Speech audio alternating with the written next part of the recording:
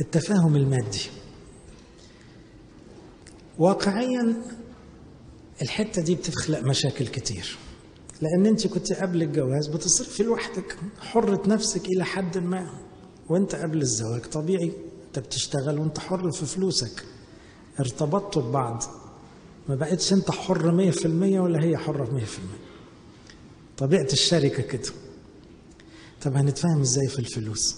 أقول لكم كم حكمة كده علموها لنا الآباء. أول حكمة في الزواج المسيحي: ما فيش حاجة اسمها فلوسي وفلوسك، ما ينفعش. إذا كان الراجل ومراته بقوا جسد واحد، يجوا في الفلوس يبقوا اتنين. إذا كان أنت أعطيتها جسدك وهي اديتك جسدها، أغلى ما يملكه الإنسان، يبقى الفلوس دي تحت الرجلين. فالراجل اللي يقول لا دي فلوسي ملهاش فيها، يبقى مش فاهم الزواج المسيحي. بصراحة ما كانش يستاهل يتجوز من الآخر كده، لأنه أنت حاجتك كلها ملكها من أول يوم جواز.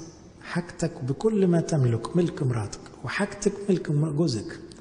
والزوجة اللي تشتغل وتقول دي فلوس شغلي، تبقى برضو ما تستاهلش تبقى زوجة مسيحية. وانت بتشتغلي عشان تبسطي نفسك، انت مش ملك نفسك دلوقتي، انت ليكي زوج. لكن نقولها بشكل واقعي: انت مدخل قرش، هي بتشتغل او مدخله قرش، الفلوس دي فلوسنا مع بعض. واول حاجه نفكر فيها حق ربنا، لان احنا قلنا هو اساس النجاح في الزواج، اساس السعاده. قبل ما نصرف مليم، اقل حاجه نطلع 10% لربنا، للفقراء او للكنيسه. والعشور بركه للبيوت، وطبعا اتمنى ان كل البيوت تعلى عن العشور. العشور دي الحد الادنى للعطاء، انما البيت كل ما يدي 20 30 40% كل ما يبقى بيت مليان بركه. لان من يزرع بالبركات ايه؟ بالبركات يحصد. ولازم بالتفاهم، الاتنين متفاهمين وشايفين بركه ربنا، وعاوزين يكبروا في العطاء مع بعض، عاوزين يتشاركوا في ان هم يصرفوا على غيرهم كمان. واللي بيفكر كده ربنا بيفتح عليه جدا.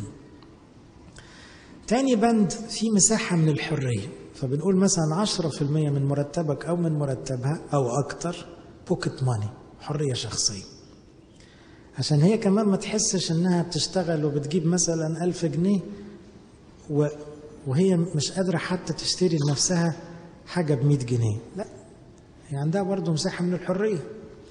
وانت كذلك، وقدام بعض متفاهمين في حاجة كده مصروف، عاوز تجيب بهدية لمراتك، عاوز تصرفه بطريقتك، انت حر. يبقى في حتة من الحرية يتفق عليها.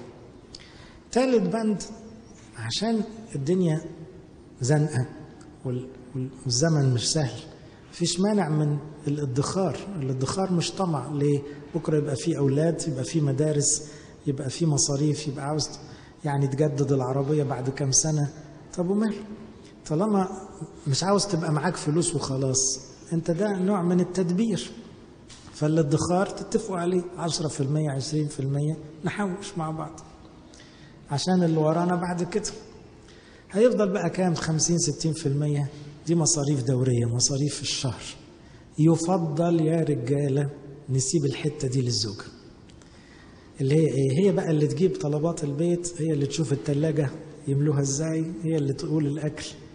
لان انت لما بتدخل دماغك زيادة، جبت المكرونة دي ليه من المحل ده عشان دي اغلى 2 جنيه، انت بتجيب نكد يعني من بلاده.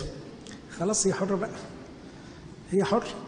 دخلنا في الاكل والشرب، شغلتها مش شغلتك، سيبها براحتها.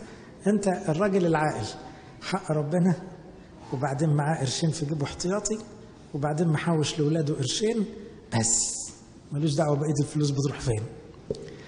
صدقني لو عملت كده هترتاح وهتريح. وده كلام واقعي يخليها هي كمان عماله تدبر نفسها بقى، امراه فاضله مدبره، تقول طب ايه ممكن الشهر ده نعمل بقى مجامله كبيره مثلا لاولادنا او لاهالينا، لانه ايه محوشين حاجه من مصاريف البيت، ممكن نطلع فسحه. هي تدبر بقى وانت بتشارك.